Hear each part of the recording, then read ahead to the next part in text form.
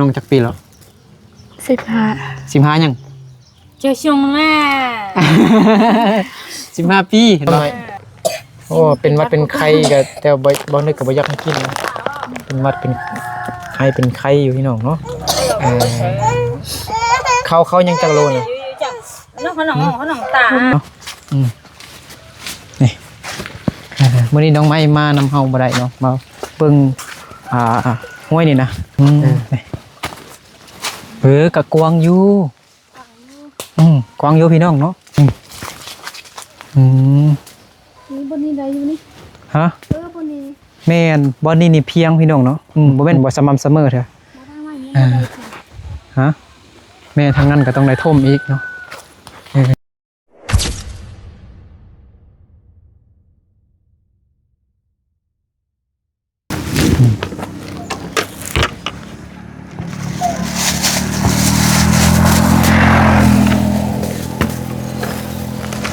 ฮึบ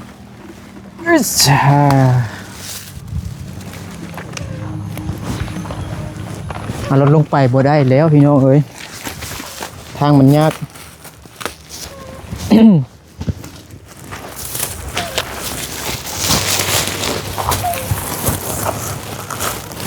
สบายดี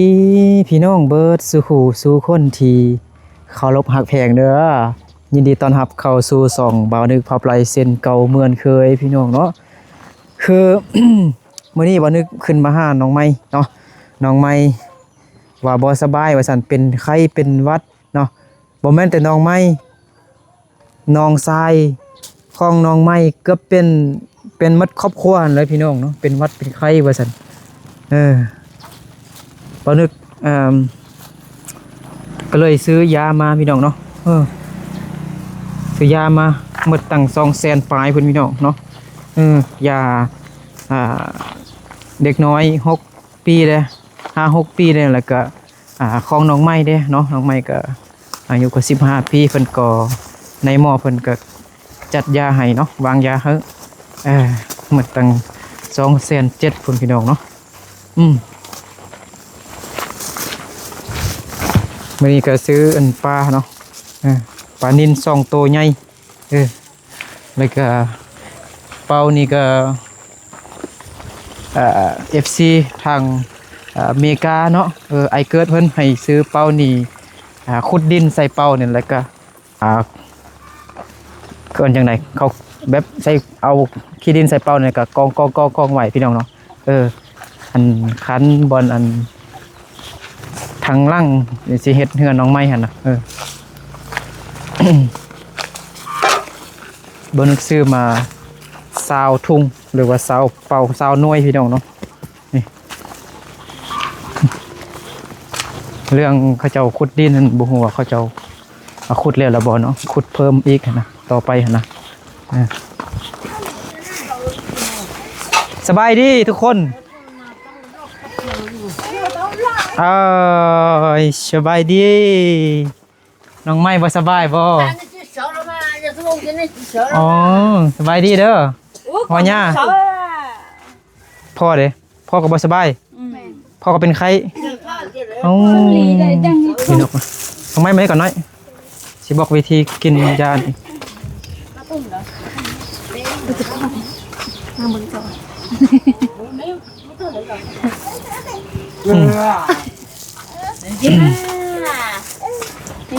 มา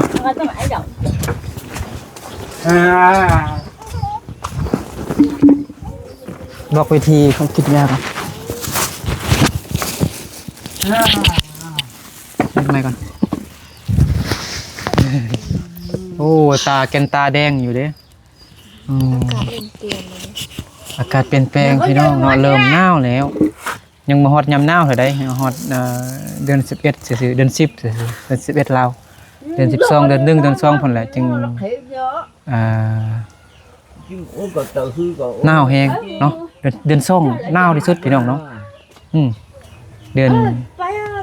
กุมภาเนาะทักทายสบายดี FC ก่อนล่ะ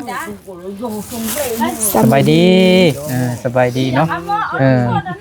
FC สบายดีอยู่บ่เนาะแต่น้องไม้นี่สบายดีแต่ว่าอยู่ทางนอกสบายดีแต่ว่าทางในนี่ เป็นไข้อยู่เนาะยับไปอีกหน่อยแจ้งดีบ่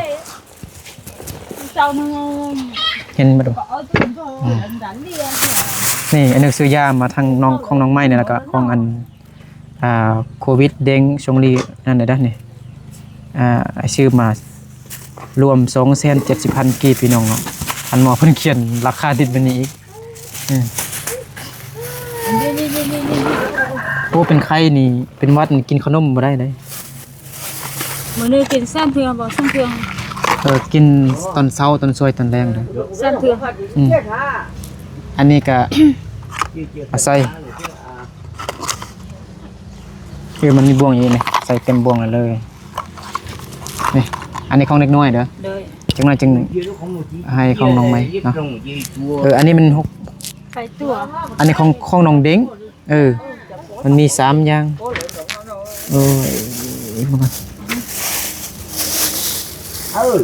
อันนี้เป็นของชงลี่เด้อนี่เด้อ đời อันนี้เล็กซี่เนี่ยจะเป็นของอันเล็กน้อยก็คือน้องชงลี่เนาะชงลี่น่ะโควิดเด้งกับน้องชงมันแม่นตัวใดตัวนี้7 6 ปีนี้เด้อ đời ใช่อันนี้ครึ่งหนึงเฮ็ดมันมุ่นเด้อแล้วก็ใส่นี้แล้วก็เอาน้ำมันใส่นี่น้ำอยู่นี่ bớt hổ ควันไฟเนาะนะแม่น้องไม้เด้อนี่ใส่อันนี้มันน้ำมันบ่นี่มันเป็นน้ำนี้เด้อ đời อันนี้บ่ต้องใส่ก็ได้อันนี้มันหรือว่าใส่นี่ก็ได้คันใส่นี่ก็เต็มบ่วงนี่เด้อ đời คันใส่นี่ก็ประมาณไกลครึ่งนี่ประมาณนี้ประมาณนี้แต่ว่าอันนี้บ่ใส่ก็ได้มีแต่ใส่แต่นี่ก็ได้เอายามาใส่นี่เลยก็นำใส่เคยเฮ็ดอยู่เนาะ xong đi tới mắc kín này này เออ xong đi mắc kín แซ่บก็ได้แล้วก็ป้อนให้เด้อกินตอนเช้าตอนช่วยตอนแรงเด้อ rồi ฝากไว้นี่ก่อน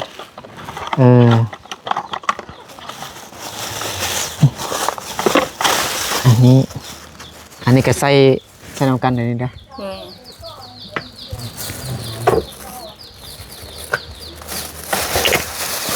ใส่กับตัวอันเป็นเม็ดนะแต่ว่าตัวเป็นเม็ดก็เฮ็ดให้มันมุ่นก่อนเด้อ rồi แล้วอันนี้มันของน้องอันนี้มันของอันเด้งกับชง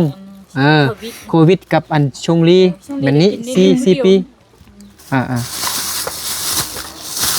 แล้วโควิดได้บ่เป็นแห้งบ่ thịt vịt này bên hèn cột trồng để trồng. đen ก็กินนำกันให้ชงลีกับอันน้อง ช่วงนี้ก็ เด้ ร้อ อน ชื้อว่ะกับอีเจช่วงให้ตลอดในช่วงนี้คือกันให้ตลอด อันนี้ก็คือการนี่อันนี้เขาเฮ็ดเป็นมุ่นๆแล้วเด้อนี่เด้อ rồi แล้วก็ใส่อันนี้นะใส่เต็มบ่วงนี่แล้วก็อันนี้ก็เฮ็ดมุ่นๆเด้อเม็ดหนึงเด้อมาเขียนติดมันนี่ว่าครึ่งหนึงหรือว่าเม็ดหนึงเนี่ย rồi ต่อ3คาบตอนเช้าตอนช่วยตอนแรงเด้ออันนี้น้ำมันเด้อนี่เด้อเข้าใจแล้วเนาะน้ำมันใส่กับอันนี้ก่อนนะ cái này là mít nhỉ แล้วอันนี้เป็นของน้องไม้เด้อน้องไม้นี่น้องไม้จากปีเหรอเลขมันยังนี่เลขมันยัง 15 15ยัง15ยังนี่อันใดบ่นี่15ยัง ở cái trong mà บ่ฮู้แหละ ฮะแม่เว้าอยู่เมื่อกี้นี่นะ 15 15ยังน้องจากปีเหรอ 15 15ยัง chơi chung mà 15 ปีเห็นป่ะของน้องกินข้าวหรือเปล่าตอนเช้านะ บ่ได้กิน ไปกิน วันนี้ตอนเช้าจะเล่น น้อย วันนี้มันทำไมบุกเขา น้องไม่กินย่างละเม็ดเด้อเข้าใจบ่นี่บอกให้ลูกกันนะกินย่างละเม็ดเด้ออันนี้เม็ดนึงอันนี้เม็ดนึงอันนี้เม็ดนึงอันนี้เม็ดนึงอันนี้เม็ดนึง3 คาบเพื่อกันเด้อกินตอนเช้าตอนช่วยตอนแรงเด้อต้องอธิบายให้จะแจ้งแล้วก็บอกซ้ำๆน้องไม่จะเข้าใจพี่น้องเนาะเข้าใจปะ เข้าใจแล้ว พอเป็นกินอันนี้เม็ดหนึงแล้วก็คาบหนึงได้อันนี้เม็ดหนึงไอ้เม็ดหนึงเข้าใจแล้วเนาะ3คาบเด้อคาบหนึงนี่กินคาบหนึงก็คือสมมุติกินตอนเช้าเนาะคาบหนึงก็กินตอนเช้าก่อนเนาะแล้วก็เบิ่งจักเม็ด1เม็ด2เม็ด3เม็ด4เม็ด5เม็ดเด้อยาแก้หวัดแก้ไข้เดี๋ยวนี้เด้อเข้าใจแล้วเนาะ ใช่แล้ว โอ้ตัวนั่นหนาวอยู่ช่วงนี้จะกินข้างนอกอย่าง ได้กินยาวะกินข้าวแล้วบ่ กินเลย กินแล้วก็กินเลยอันนี้ของนี่มันก็น่าอยาก ลองเฮ็ดมึงดูโอ้ก็น่าอยาก เฮ็ดมุ่นๆเด้อแล้วก็บ่ต้องเอาน้ำธรรมดาเลยน้ำมันอยู่หั่นเลยเด้อเป็นน้ำยาเลยใส่เลยเด้อน้องไม้ก็เข้าใจแล้วเนาะอันนี้เจ็บหัวแล้วกินกับน้องไม้ดิแท้อันนี้ก็เจ็บหัวน้องให้ยังเจ็บหัวน่ะให้ บ่ เป็นยังควันไฟเข้าตาเป็นบ่แสบตา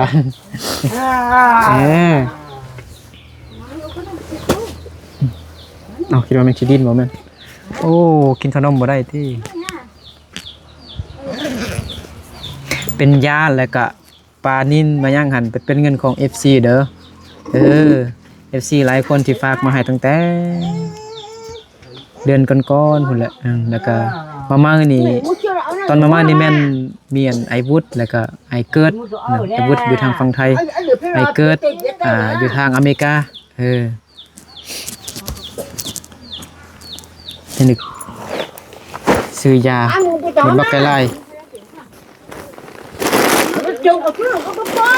บ่มีเงินให้น้องใหม่หรอก นี่เดี๋ยวนั่นเดี๋ยวเหรอ มันยังในหัว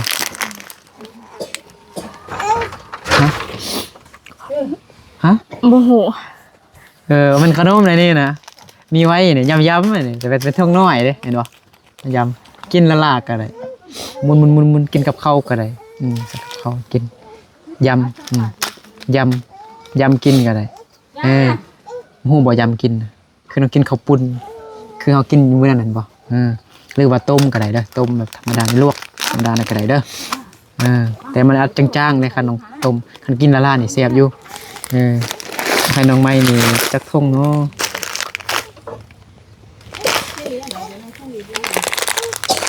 จะไว้ขนมของไอคิรีทางฝั่งไทยฝากมาตั้งแต่ประเทศไทยผมได้นี่นะ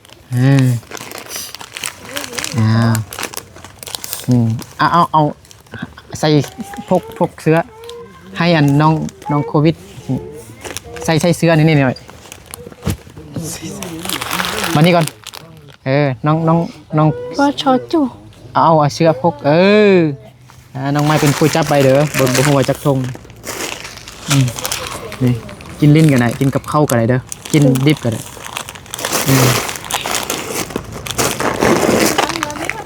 อันนี้ยังนี่ขนมบ่เคยกินบ่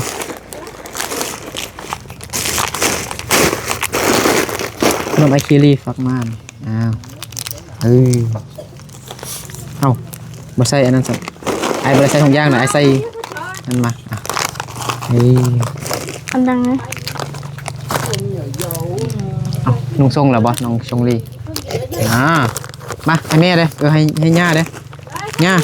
เอาเล่นยังตัดลงเลยเดี๋ยวอันนี้มันยำก็คือเป็นมีไว้เห็นเด้อแต่ว่าเป็นทงหน่อยเด้อกินละลากก็ได้หรือว่ากินกับข้าวก็ได้เด้อเอา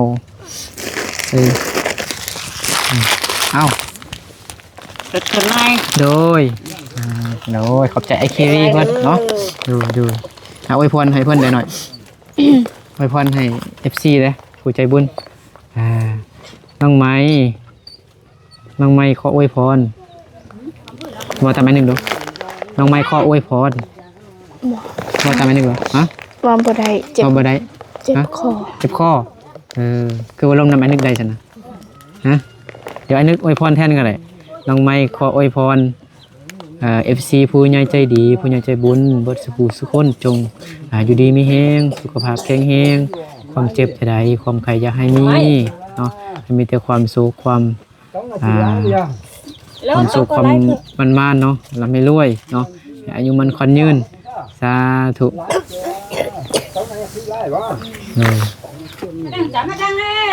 ยานี่หูกินแล้วเนาะคือบ่กินข้าวเช้าเลยบ่มีหยังกินบ่ แม่ บ่กินผักกินหญ้า บ่เจ็บหัวกินบ่ได้ จิตหัวกินบ่ได้ แม่ น้องต้องกินยากินข้าวก่อนนะจึงกินยาได้ถ้าน้องกินยาแล้วบ่กินข้าวนี่แม่ท้องนี่สิกินหมดก่อนเลยมันบ่ทันปัวร่างกายได้เข้าใจบ่ต้องกินยากินข้าวน้อยนึงก่อนจึงกินยาเด้อ โดย กินข้าวก่อนจึงกินยาเด้อเข้าใจบ่ เข้าใจ โอ้มื้อนั้นเห็นมีแต่เบิ่งเดียวเด้ยอมเล็บมื้อนี้เรายอมเล็บหมดแล้วบัดนี้โอ้งามแท้เฮ็ดได้นึงได้งามแท้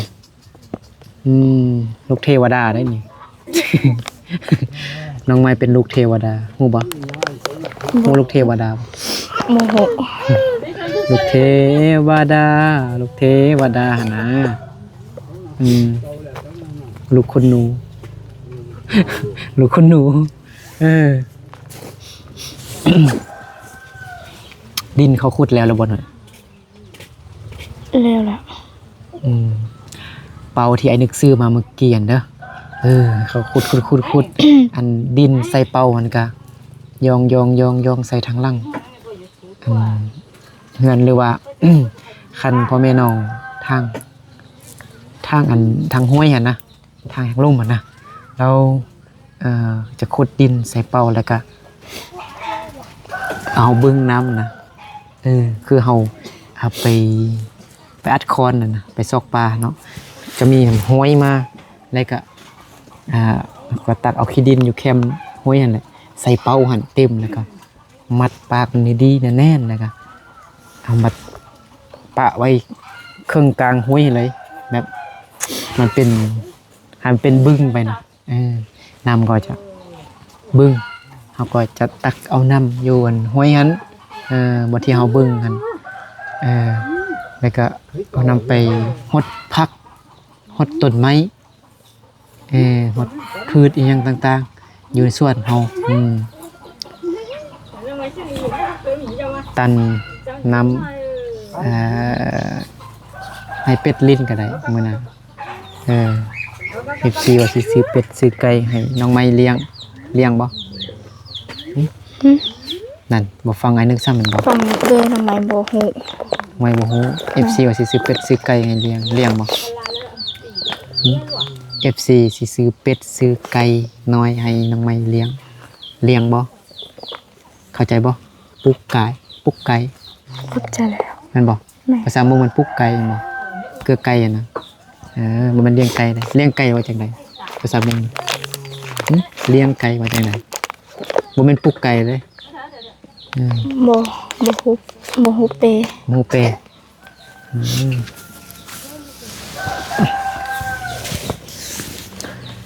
มื้อนี้มีแดดมีลมเนี่ยพี่น้องเนาะอากาศก็เริ่มหนาวแล้วเด้อยู่ทางฝั่งลาวพี่น้องเนาะเริ่มหนาวเนาะคือหนาวบ่อยู่นี่ น้อง ผ้าเสื้อเก่านี่ได้นั่นหรอบ่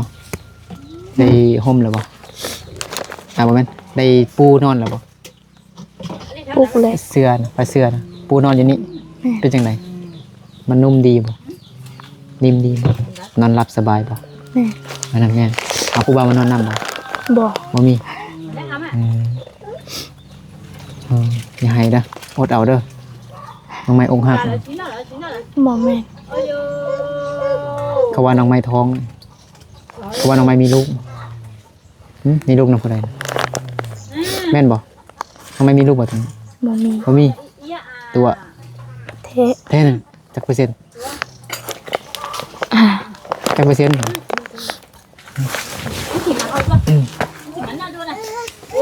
ไอ้นึกยอกสิดอก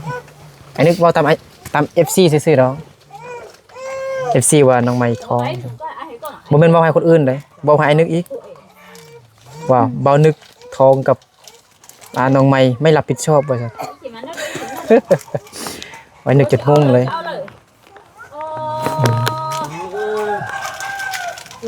ai chịu được sấn nào nè lên tàu nè mấy là muốn nào có đây nè นี่น้องไม้บ่สบายแต่ว่าแต่งตัวงามแฮงพี่น้องคือคักอยู่คือบอกสั่งขี้มูกทิ่มซั่นคือว่าเอามันกลับคืนมันก็บ่ได้จักเทื่อ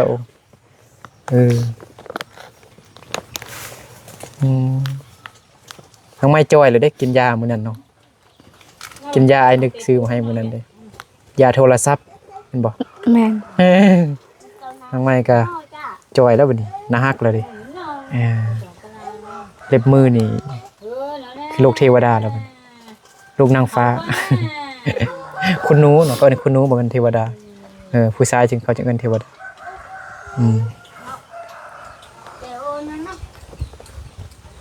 กินยาทาดีแล้วก็เฮ็ดเวียกเนาะ โดย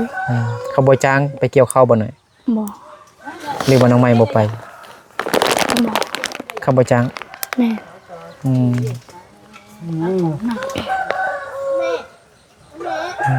ไม่เอ้ยถ้าเป็นหวัดก่อนเอ้ยลิเอาขนมให้น้องคือว่าเป็นหยังน่ะคอคือว่าแดงหน่อย เจ็บ เจ็บอีหยัง หัว นี่นะมานี่น้อยมานี่อันนี้มันล้านเนาะ เดี๋ยวก็บ่ต้องเอาหรอก มานำซาวลีพี่น้องเนาะ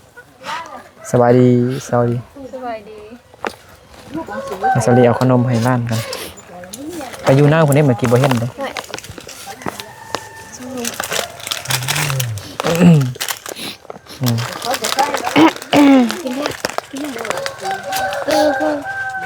น้องไปไม่ชวนชื่อไป มันยังนี่ยาเนอะยังก่อนนี่ยาเนอะ ช่วงนี้จะกินยันกี่ คือบ่คือบ่ให้กินหมดก่อนบ่ต้องไป ตึ้งไง บ่กินแต่คาบเดียวเด้อกินแต่เทื่อเดียวเด้อตอนเช้าแล้วก็ตอนช่วยก่อนจึงกินอีกเด้อตอนช่วยจึงกินอีกเด้อ มากินตลอดนี่นะ บ่กินตลอดได้กินแต่3คาบเด้อกินตอนเช้าตอนเที่ยงแล้วก็ตอนแลงเด้อกินน้ำอะไรได้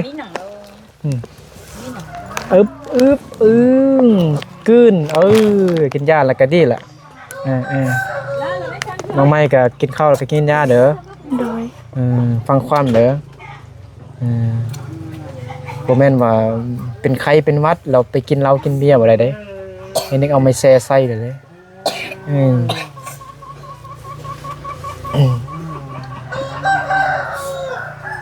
คือว่านั่งจุกอยู่พุ่นจัง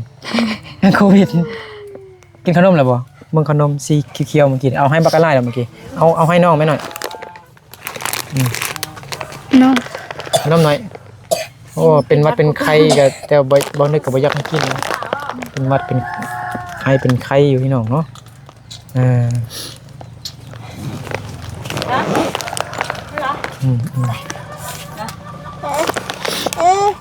ยังนะชงลี่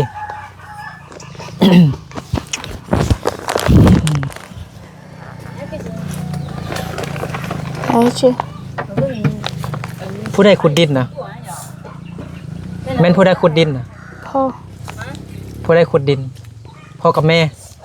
คุณนั้นเลยเราบุก เขาบ่ขุดเอาติ เตมือเดียวเราบุกขุดหรอ อ๋อ แต่พ่อเป็นแม่ เฮาขุดเองก็ได้ประหยัดเงินไปเฮาสิซื้อไม้นี่ เงินเสียหาให้เราแต่มันหรอกเราเอาเสียหาแต่บ่เอาตื่นหรอกว่าเราบ่เฮ็ดเลยนี่ บ่เฮ็ดก็ได้เฮา แม่ยังมาเฮ็ด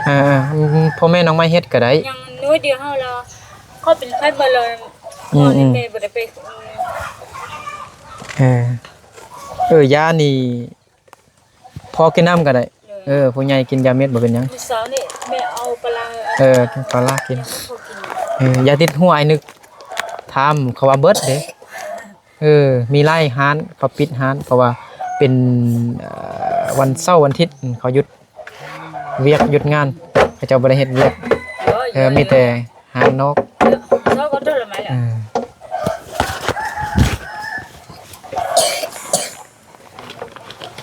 เ มาละมาละ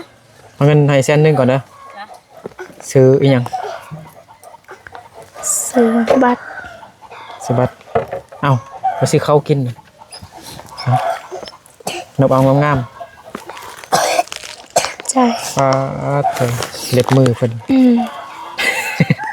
น้องไว้20:00 นเนาะอยู่ในชนบทลาวนี่สมัยนี้นี่เขาเจ้าแบบแต่งตัวแบบสะอาดงามอยู่ตลอดเวลาพี่น้องเนาะเห็นหมู่เฮ็ดก็ยักเฮ็ดยักงามอ่ะนะเนาะน้องไม้นี่ยิ่งแต่งก็ยิ่งงามยิ่งน่าฮักพี่น้องเนาะและแต่เรื่องการงานน้องไม้นี่ก็50-50พี่น้องเนาะไปเด้บ่ได้ไปเด้เนาะไปเฮ็ดเวียกอีหยังต่างๆเนาะโอเคน้องไม้ได้กลับก่อนเลยไปยำๆน้องไม้เศร้าไม้หางแคนหักคนก่อนว่าสิต่างไม้มาเขายังจังโลน่ะ น้องเขาตา หมดแล้ว อ้าวเขาเบิดแล้ว น้องหน่อไม้กันให้บ่สวนหนอง มาแล้วบัดนี้เขาหมดเขายังจักโลน่ะ เขานั่นเวลา หมดแล้ว สานี่ ไปบอกไอ้น้องซื้อเขาเด้อมาเติมแสน1 2แสนซื้อเขาเด้อแล้วท้าอัน FC ผู้ใจบุญเพิ่นเนาะทางไอ้เกิดเพิ่นอยู่ทางอเมริกาว่าสิฝากให้มื้อนี้มื้ออื่นนี่แต่บ่ฮู้ว่าเอาสิฝากมาแฮบผมเซ็นเลยนบเอางามๆขอบใจ FC ผู้ใจบุญ FC คันสิเว้าหมดซื้อก็มันมีหลายคนใน FC ที่ช่วยมาตั้งแต่มื้อนั้นเด้แล้วก็มีไอ้วุฒิไอ้เกิดเด้ปัจจุบันนี่ก็ยังมีอันไอ้เกิดและก็ไอ้วุฒิยัง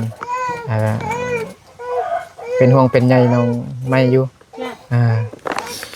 โอเคเนาะเขากินเบิดแล้วว่าซั่นพี่น้องเนาะไปสิกินหยังซั่นน่ะหรือบ่มีเขากินว่าจึงบ่ได้กินเขา บ่ได้กิน บ่มีเขากิน แม่ พี่น้องเขากินเขาบ่ให้จ้างบ่เขาบ่จ้างไปเฮ็ดบ่ ไม่ได้เลย โอเคเนาะเบิ่งก่อนอันนี้กลับขึ้นมาอีกมื้อหน้าก่อนสิเข้ามาให้อีกเขาไอ้นึกสั่งไม้นี่ก็เงินหมดหลายแล้วดิค่าเขาตั้งมาอีกตั้งแต่พุ่นอยู่บ้านไอ้นึกพุ่นอยู่บ้านห้วยเพาะพุ่นตั้งรถใหญ่ตั้งมายังบ่ฮู้ว่าสิมีค่าตั้งมาบ่ยังไงยิ่งเงินก็ได้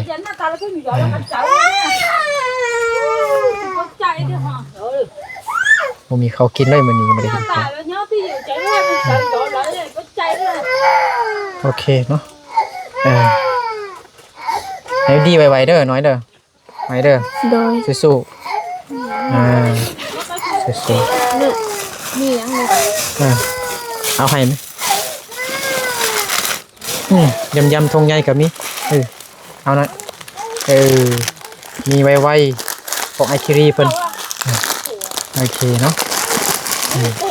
ขอบใจเพิ่นเด้อมันไปส่งมายังขนมใส่เด้อ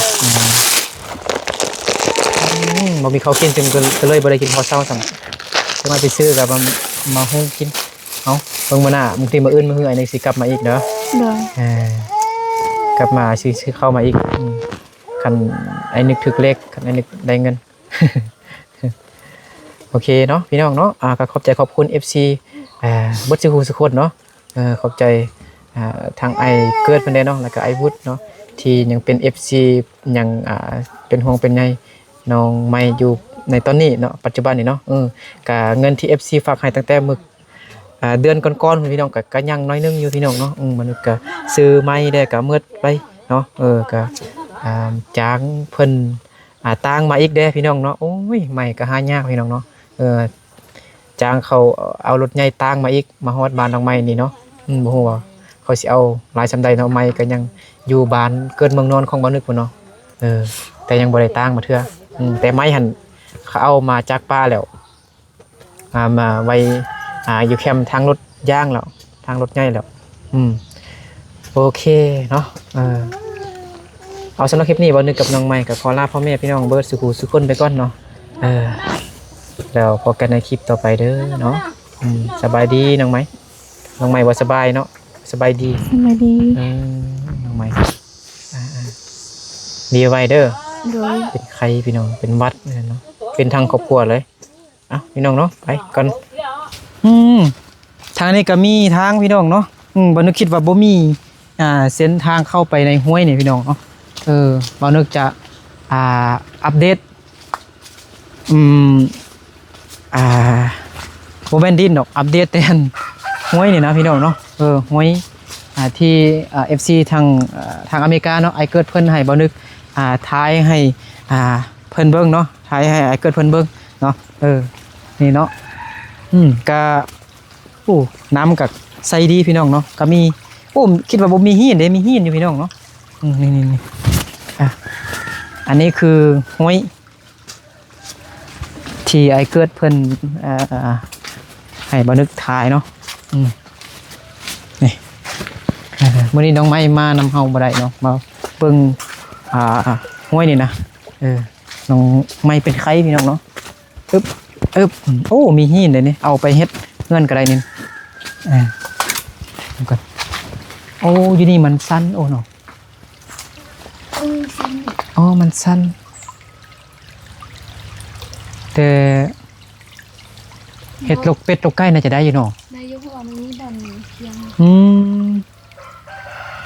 มันตึบอยู่พี่น้องเนาะแต่ว่ามันก็บ่ได้ตึบหลายปานใดเนาะแต่ว่ายานมันมีงูอย่างต่างๆเบิ่งเขาขึ้นไปนี่มันสิได้อยู่บ่เนาะฮะยานงูขึ้นไปนี่บ่เข้าทางมื้อนั้นนะบ่อนนั้นพ่อแม่น้องไม้ทางก็อยู่นี่มีบ่อนเพียงอยู่เด้นี่เนี่ยเขาเลี้ยงเป็ดเลี้ยงไก่ปลูกผักปลูกพืชนี่น่ะทางนี่ได้เบิ่งก่อนเอาขึ้นไปไหนได้อยู่ไปมีทางเขาขึ้นอยู่อีกนี่เนาะห้วยเนาะ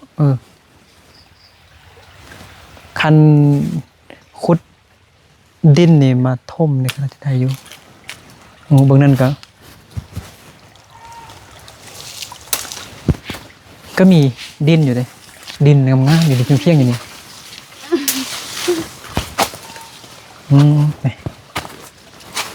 กะกวางอยู่กวางอยู่พี่น้องเนาะปลูกซาลีเนาะแต่ทางก่อนตัดต้นไม้ใหญ่นี่ลงก่อนนี่ตัดบ่เดียวกันแล้วนี่เมียนนี่มาเข้ามานี่นี่อุ้ย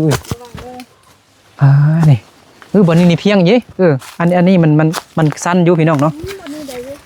นี่มันเพียงอยู่เพียงอยู่เห็ดลกไก่อย่างต่างๆนี่สุดยอดเลยกวางแห้งจำห้วยเลยพี่น้องเนาะนี่โอ้สุดยอดกวางเนาะเข้ามานี่เนาะมาถ่ายให้ FC เพิ่นเบิ่งนี่บนนี้ได้อยู่นี่ฮะบนนี้แม่นบอนนี่เพียงพี่น้องเนาะบ่แม่นเพียงในแท้แต่มันเป็นเนินๆพี่น้องเนาะนี่เฮ็ดใดเฮ็ดลกไก่เฮ็ดปุกสาลีปุกอีหยังใดเนาะมักบวบมักมักน้ำใด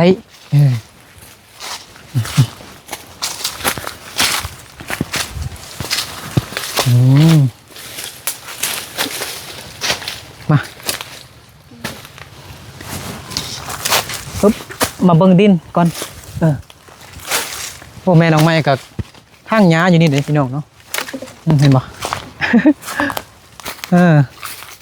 นี่แม่น้องไม้ทางหญ้ามื้อนั้นเสียหญ้าอยู่นี่เนาะบ่แม่นเขาปลูกสลีหรอบ่ยังเนาะเบิ่ง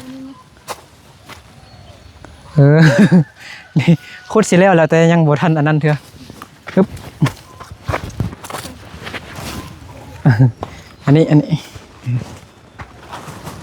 ขุดสิแล้วดิขุดบักเลิกเนาะแต่ว่ายังบ่ได้เคลียร์อันดินนี่เข้ามานี่ก่อนยังบ่ได้เคลียร์มานี่ก่อนป้าพ่อน้องไม้กับแม่น้องไม้ขุดอันนี้จนพ่อน้องไม้เป็นไข้เลยพี่น้องได้เอาขี้ดินมันออกเติมหน่อยนึงเนาะนี่บ่สม่ำเสมอเถอะฮะ แม่ทางนั้นก็ต้องได้ท่มอีกเนาะโดย เอาใหม่มาใส่นี่ แม่นใส่ไหมเอาอันใส่เอาขี้ดินใส่เป้าก็คืออันไอเกิดว่าก็ได้เป่าใส่ขี้ดินนี่แหละก็ยองไปฮะก็ยาวแล้วบัดนี้ประมาณ8-9 เมตรแล้วนี่แต่สิเฮ็ดเฮือนครัวได้อยู่นี่เนาะโอเคบัดนี้ไปเอากลับก่อนพี่น้องเนาะเอาสวัสดีบ๊ายบายแดดฮ้อนแฮงเอ้ากระทางเหรอเด้เนาะคักแล้วบัดนี้นี่เนาะที่อันทางที่อันFC เพิ่นเนาะทางอเมริกาก็คือไอเกิดเพิ่นว่าอันทางให้มันเป็นแป้นได้เวลาเอาแบกไม้อันสิเฮ็ดเฮือนนี่นะหรือว่าเอาเป็นปูนซีมังอีกยังลงมานี่จึงสะดวกสบายพี่น้องเนาะก็เลยพ่อแม่น้องไม้ก็ได้ทางแล้วพี่น้องเนาะนี่ทางงามๆแล้วบัดนี้ กว้างแฮงโอเคพี่น้องเนาะเดี๋ยวกลับบ้านก่อนพี่น้องเนาะไปพี่น้อง